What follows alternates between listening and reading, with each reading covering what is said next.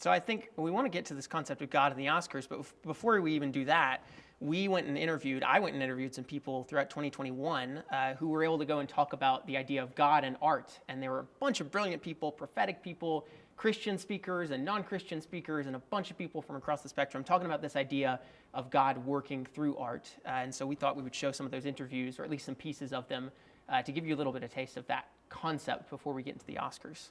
Sounds good. It's interesting to think about how the world would be different if we all kind of watched movies from the perspective that God might have something to say to us. God will speak however he wants to speak and through whatever means he wants to speak. But I do believe that I think God speaks more loudly through secular films. I absolutely believe that God can use all art,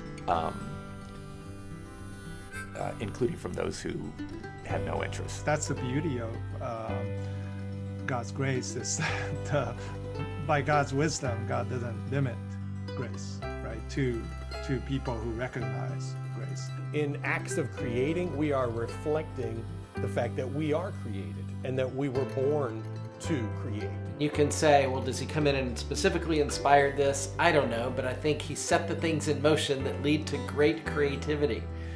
When you participate in art and in film, this is a part of creation. And how can you not see? Why would you have a theology that believes that there's an area of the universe that God is not present in?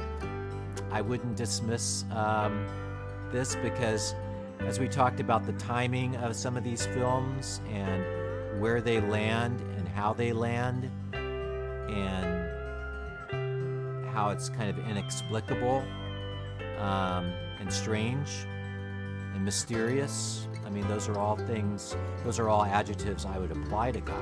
If these films are telling us something true about ourselves, about our world, about our place in it, then we have to admit that that is in some way divine. It's giving us insight into understanding maybe what our role needs to be during this time.